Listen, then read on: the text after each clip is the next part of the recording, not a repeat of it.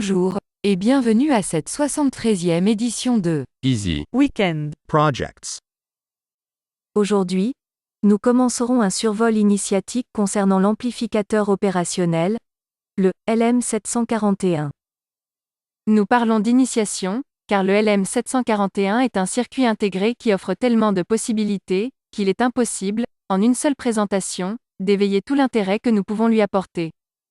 Nous commencerons donc par ses fonctions les plus simples, en tant que amplificateur opérationnel inverseur et non inverseur. Le LM741 est un amplificateur opérationnel à usage général qui peut être utilisé dans une variété d'applications et de configurations. Une des configurations communes est celle d'un amplificateur non inverseur, comme le montre ce schéma. Utilisé comme amplificateur non inverseur, et comme nous pouvons le voir à l'oscilloscope, le signal de sortie est en phase avec le signal d'entrée. Contrairement à la configuration de l'amplificateur en mode inverseur, nous pouvons voir à l'oscilloscope que le signal de sortie est déphasé avec le signal d'entrée. L'impédance d'entrée de l'amplificateur est élevée et l'impédance de sortie est faible. Les caractéristiques de l'impédance d'entrée et de sortie sont bénéfiques pour les applications qui nécessitent une isolation entre l'entrée et la sortie. Le gain du système est réglé de sorte que le signal de sortie aura un facteur plus grand que le signal d'entrée.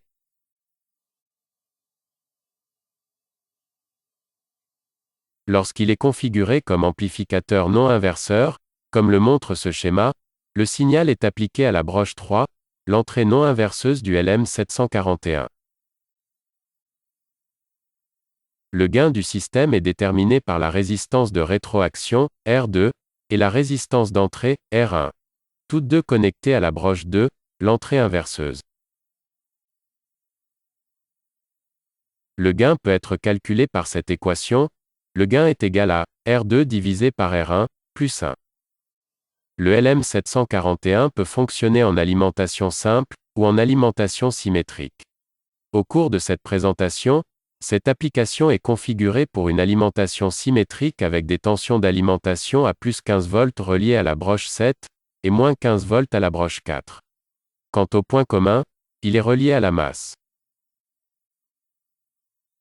Tout au long de cette présentation, un générateur de fonction générant une onde sinusoïdale de 500 mV par crête, soit 1 volt crête à crête, à une fréquence de 1 Hz, sera utilisé comme signal d'entrée.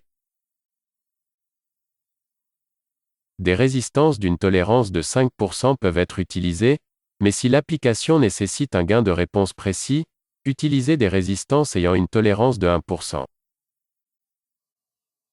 Les formes d'ondes à l'oscilloscope montrent les signaux d'entrée et de sortie du circuit amplificateur non inverseur LM741. La forme d'onde en vert montre le signal d'entrée, tandis que la forme d'onde en rouge montre le signal de sortie. Le signal d'entrée est de 1 volt crête à crête, et le signal de sortie est de 2 volts crête à crête. Avec les résistances de 4,7 kΩ, le gain théorique d'amplification est de plus ou moins 2. On parlera d'un gain théorique car on devrait prendre en compte la tolérance des composantes. Avant d'aller plus loin, il serait bon de savoir que le LM741 utilisé ici est une puce DIP à 8 broches. Voyons d'un peu plus près leurs fonctions. Commençons par les broches 1 et 5. Ce sont les broches auxquelles nous ajoutons de la tension si nous voulons éliminer la tension de décalage. C'est si nous voulons équilibrer complètement les tensions d'entrée. Nous ne nous y attarderons pas car dans la plupart de nos projets, ces broches ne seront pas utilisées. La broche 2, entrée inversée, c'est à cette broche que le signal d'entrée que nous voulons amplifier sera relié si nous voulons que notre signal amplifié soit inversé. La broche 3, entrée non inversée, c'est à cette broche que le signal d'entrée que nous voulons amplifier sera relié si nous voulons que notre signal ne soit pas inversé. La broche 4, le LM741 est un ampli opérationnel à double alimentation, ce qui signifie qu'il doit être alimenté en tension continue positive, et en tension continue négative. La broche 4 est l'endroit où l'amplificateur opérationnel est alimenté par une tension continue négative. La broche 6, c'est la broche de sortie d'où sort le signal amplifié. Quelle que soit la sortie que l'amplificateur pilotera, elle sera connectée à cette borne. La broche 7, c'est la borne qui reçoit la tension continue positive. La broche 8, NC, cette broche signifie non connectée. Elle ne sert à rien, et doit être laissée ouverte. Merci pour ces précisions. Maintenant que l'on en sait un peu plus sur les fonctions de chacune des broches du LM741, en particulier sur le rôle des broches d'entrée 2 et 3, selon que l'on souhaite un signal de sortie inversé, ou non inversé par rapport au signal d'entrée. Commençons par une première approche en reprenant le schéma d'un amplificateur opérationnel inverseur. Cette configuration génère un facteur d'amplification de 2 fois le signal d'entrée. Observons en détail, étape par étape, chacun de ces branchements. Au départ, nous avons notre signal d'entrée. C'est une onde sinusoïdale à une fréquence de 1 cycle par seconde, avec une amplitude de 1 volt crête à crête. Il passe par R1. Une résistance de 4,7 kΩ, c'est la résistance d'entrée, et elle est reliée directement à la broche 2, c'est l'entrée inversée du LM741. Il va sans dire que le signal de sortie sera inversé. Le commun du signal d'entrée est relié directement à la broche 3. C'est l'entrée non inversée. Ainsi branché, le voltage de référence de la broche 3 sera de 0 V, puisque relié à la masse. Puisque nous voulons un gain de sortie 2 fois supérieur au gain d'entrée, nous placerons R2, une résistance dont la valeur est égale au double de la résistance d'entrée, soit de 9,4 kΩ. Placée entre R1 et la broche 6, sortie du LM741. On appellera cette résistance, R2, la résistance de rétroaction. Avec cette configuration, le calcul du gain peut se faire par cette simple équation. Le gain est égal à R2 divisé par R1. Ainsi, le gain de sortie sera 2 fois supérieur au gain d'entrée. Jusque-là, on est arrivé à amplifier le signal d'entrée de manière à le doubler. À supposer que je souhaite amplifier mon signal d'entrée avec un gain de sortie beaucoup plus élevé, est-ce possible? Excellente question. En fait, cela dépend de 2 principaux facteurs à prendre en compte. Prenons pour exemple ce schéma d'un amplificateur non inverseur configuré pour obtenir un gain de 2 fois le signal d'entrée. Alimenté à partir d'une source d'alimentation symétrique de plus et moins 15 volts continu, il nous offre un potentiel théorique et maximal de 30 volts crête à crête.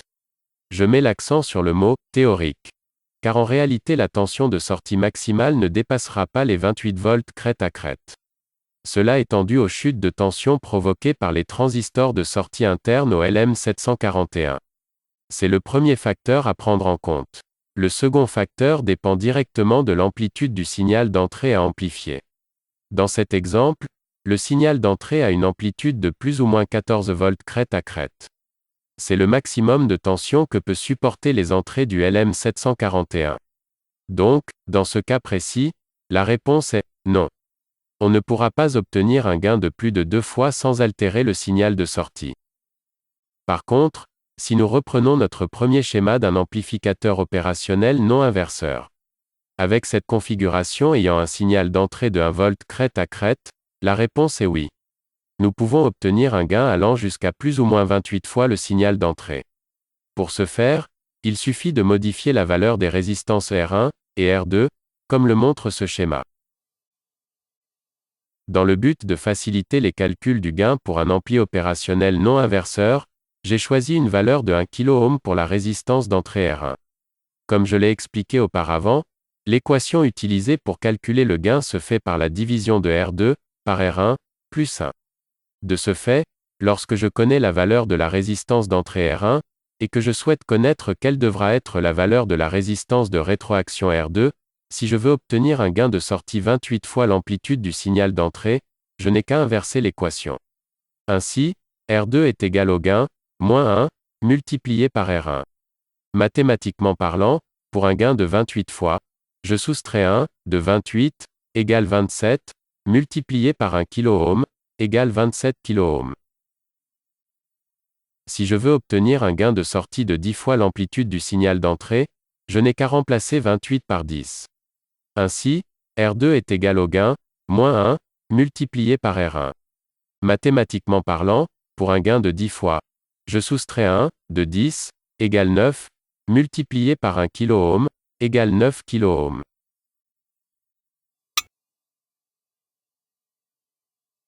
Si j'ai bien compris, en attribuant une valeur fixe de 1 kΩ à la résistance d'entrée R1, le gain de sortie ne dépendra que de la valeur de la résistance de rétroaction R2.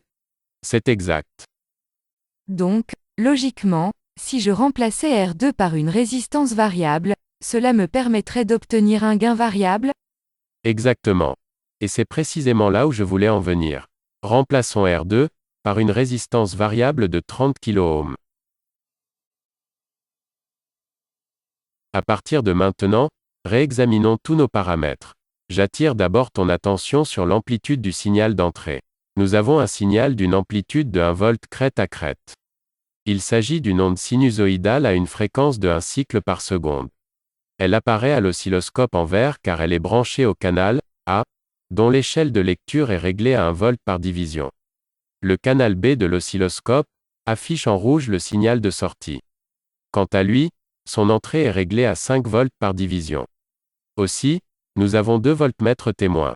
Le premier affiche l'amplitude du signal d'entrée. Le second témoigne de l'amplitude du signal de sortie en temps réel. Ce multimètre est réglé pour suivre la valeur en ohms de la résistance variable de rétroaction à mesure que je déplacerai son curseur. La résistance d'entrée, R1, est fixe à 1 kΩ. La résistance variable de rétroaction est d'une valeur de 0 à 30 kΩ. C'est une résistance variable ayant une précision de 1%. Ce curseur me permettra une interactivité avec la résistance de rétroaction. Il affichera non seulement son pourcentage de course, mais aussi sa valeur en ohms. Le calcul du gain s'affichera automatiquement ici. Il est programmé d'après l'équation du calcul de gain. Démarrons la simulation. Au départ, le curseur de la résistance variable, VR2, est au plus bas, à 0%. Donc, la résistance de rétroaction est égale à 0 ohm. Le gain est à son plus bas. Il est égal à R2 divisé par R1, plus 1, ce qui nous donne un gain de 1. Étant donné que le gain est le facteur d'amplification, l'amplitude du signal d'entrée est multipliée par 1. De ce fait, le signal de sortie est égal au signal d'entrée.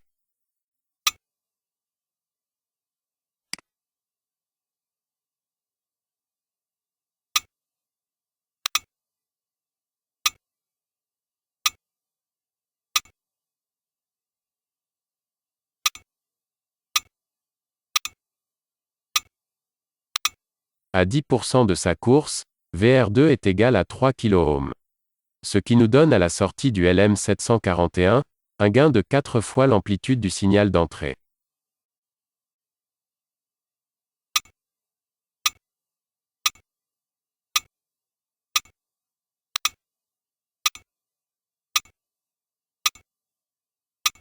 À 20% de sa course, VR2 est égal à 6 kΩ. Ce qui nous donne à la sortie du LM741, un gain de 7 fois l'amplitude du signal d'entrée.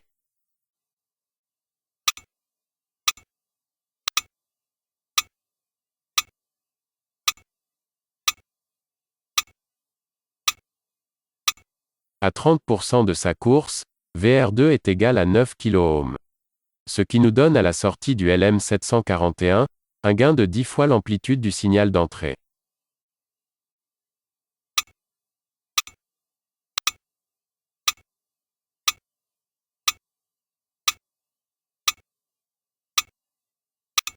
À 40% de sa course, VR2 est égal à 12 kΩ. Ce qui nous donne à la sortie du LM741, un gain de 13 fois l'amplitude du signal d'entrée.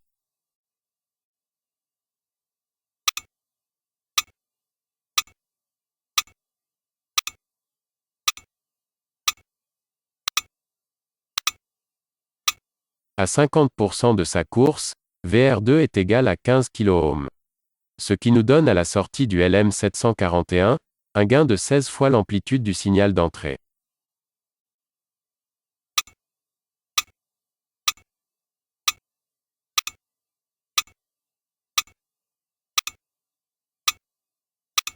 À 60% de sa course, VR2 est égal à 18 kΩ.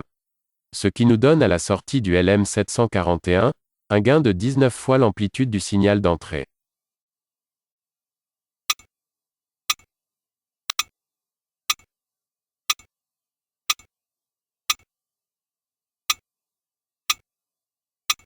À 70% de sa course, VR2 est égal à 21 kΩ. Ce qui nous donne à la sortie du LM741, un gain de 22 fois l'amplitude du signal d'entrée.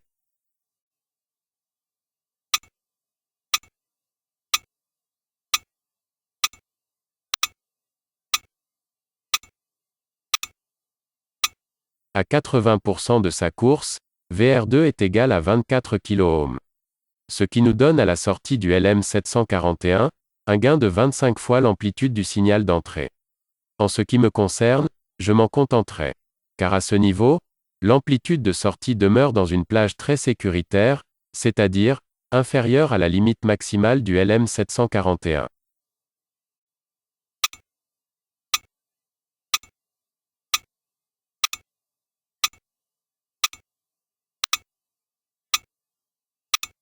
À 90% de sa course, VR2 est égal à 27 kΩ. Ce qui nous donne à la sortie du LM741, un gain de 28 fois l'amplitude du signal d'entrée. À ce niveau, on a atteint la limite maximale que peut supporter le LM741. De ce fait, le signal de sortie frôle la distorsion. Par expérience, je préfère toujours demeurer légèrement en dessous des limites spécifiées par le constructeur. À 91% de sa course, VR2 est égal à 27,3 kΩ. Ce qui nous donne à la sortie du LM741, un gain de 28,3 fois l'amplitude du signal d'entrée. À ce niveau, on a dépassé la limite maximale que peut supporter le LM741. De ce fait, le signal de sortie est altéré. On parle de distorsion, ce qui veut dire que les crêtes commencent à saturer. La tension crête à crête ne dépassera pas les 27,70 volts, tandis que la tension RMS continuera à grimper provoquant de plus en plus de distorsion comme on le remarquera au cours des prochains steps.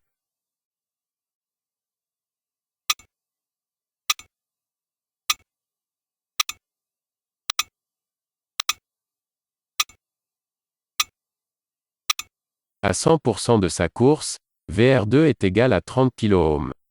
Ce qui nous donne à la sortie du LM741, un gain de 31 fois l'amplitude du signal d'entrée.